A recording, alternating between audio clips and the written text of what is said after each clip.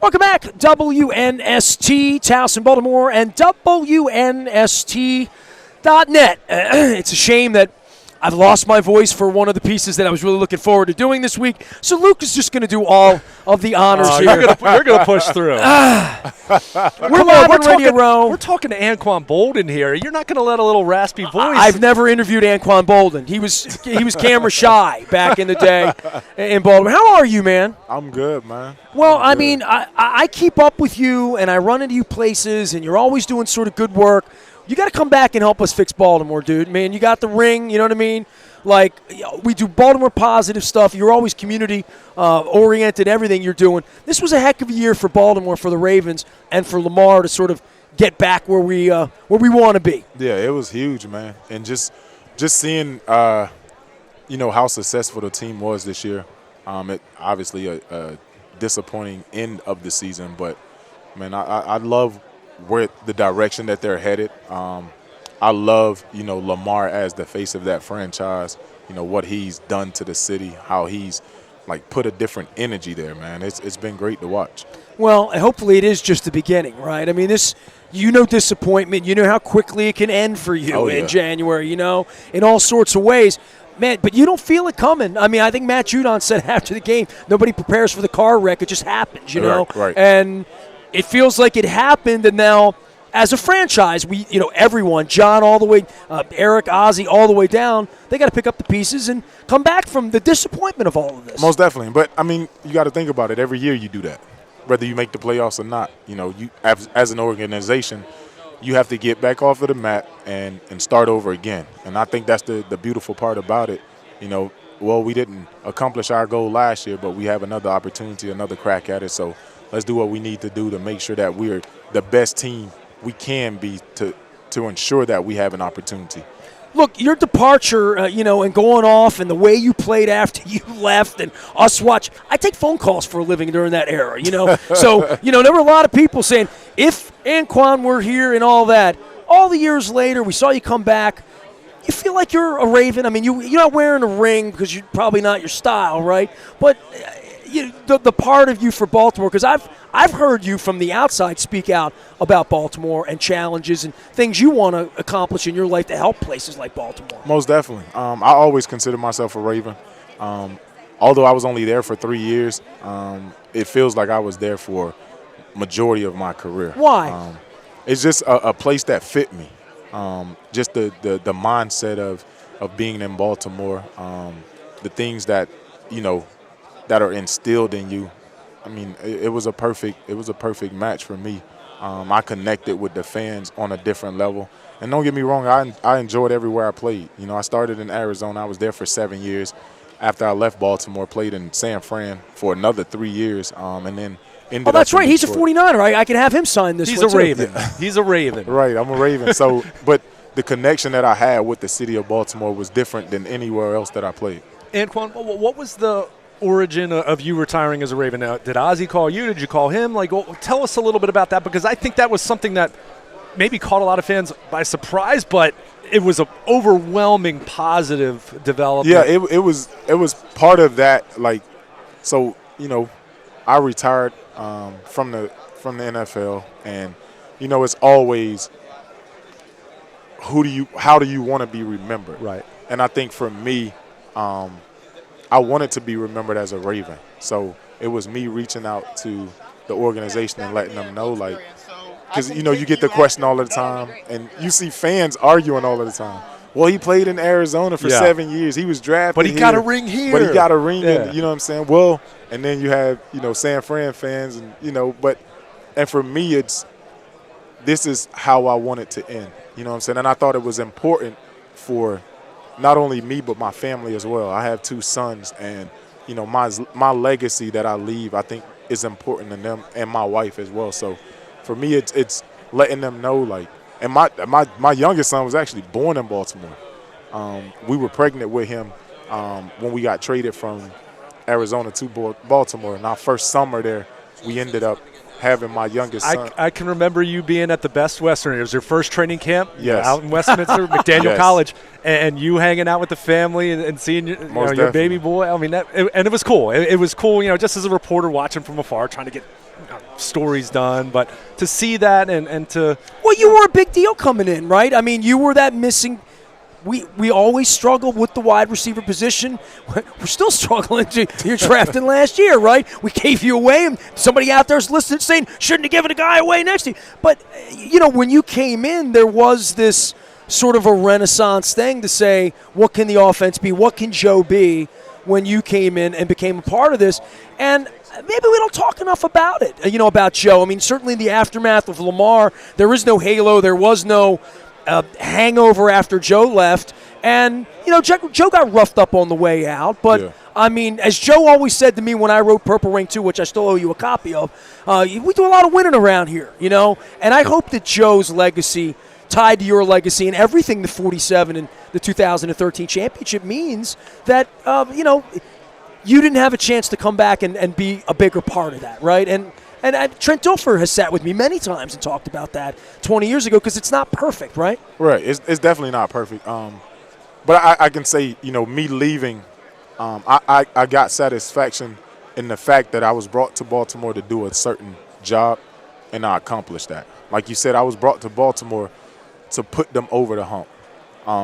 And although I didn't leave under the circumstances that I would have liked, I was proud, and I walked out with my head up because I did what I came to do. I remember the night that they sent you out. I mean, it was a night of celebration. They were showing the film. I was at the Lyric. I mean, were you shocked? I mean, going back to that time, I mean, it felt shocking to everyone else, and it was more shocking to me because I was actually on my way to Ethiopia to do some work. Imagine that. And when I land in Ethiopia, mind you, it was like a 15-hour flight. As soon as I get off the flight, there's like 80-something text messages. Like everything is just hitting my phone. Boom, boom, boom, boom. I'm like, what the heck is going on? And there's congratulations. How do you feel about the trade? Da-da-da, whatever. Two Harbaughs. And I'm like, trade? What trade? So I called my agent. And I'm like, what's going on? He was like, man, I've been trying to hit you up. But he was like, you've been in the air. He was like, man, they traded you to San. I'm like, what? He was like, yeah, they traded you to San Fran. I'm like, you got to be kidding me. So, like, he was like, yeah. He was like, San Fran wants you to come out. But I was like, well, I just landed in Ethiopia to do some, charity work here. I'll be back in probably 2 weeks or whatever, and I'll, let them know I'll come out as soon as I get back in. But for me, it was – I didn't want to let that, dampen the mood of why I was in Ethiopia. So I kind of, threw it to the back burner. But when I really had a chance to think about it, obviously I wasn't in line with that. I didn't like the way it ended because I wanted the opportunity to defend my title. We had just won the championship, and I felt like that next year is like really a year that you really figure out who you are, what you're about, being able to defend the championship and, didn't have that opportunity, didn't have the opportunity to play against the Patriots on opening night. Like, all of that stuff means a lot to you, you know what I'm saying, after you win the championship. But it is what it is now. Well, for you, the important stuff is the Ethiopia part, the Baltimore part. Tell me about what you're doing now as a retired athlete to continue things you were doing 7-8 years into your career. I mean, for Baltimore specifically and retiring a Raven, I know there's some things that tie you back to Baltimore. What are you going to do the next 10, 15 years? Because I know you got a lot of heart to do something good. Most definitely. So I helped co-found the Players Coalition, and that is guys, both former and current NFL players, who are fighting for social justice causes. And I mean, we all know in Baltimore we've had some rough patches. Yes. When you're talking about law enforcement, you're thinking about man. You're talking about the disconnect between the community and law enforcement, the distrust that's there. And I think in order for us to be where we want to be as a country, we both have to work hand in hand. And when law enforcement do step outside of their authority, they have to be held accountable. And I think that only makes us safer as a community. Number one, it restores the trust back in the community for law enforcement, but it also makes the job of law enforcement a lot easier. So, like, I mean, and I don't like I hate when people say, well, you're bashing law enforcement. No, I'm not, because if somebody breaks into my house tonight, the first thing I'm doing is calling 911. You know what I'm saying? All of us. Right. But I also hate to see law enforcement overstep their power and not be held accountable. I think that's dangerous for all of us. So, like in Baltimore, you think about the consent decree now? All of that. Yeah. Guys who had this drug ring going on, like from, what is it, Philadelphia? Oh, we had Police Commissioner Harrison on last month. We do that at Baltimore Positive. I do that every week. Right. And we're all in agreement that that's unacceptable. Right. So, and I don't understand why people have a problem. Like, we're all supposed to be held accountable. In the NFL, guys are held accountable. If you're a law enforcement, you're supposed to be held accountable. Nobody is above the law. And I think whenever we hold everybody accountable, we're better off as a country.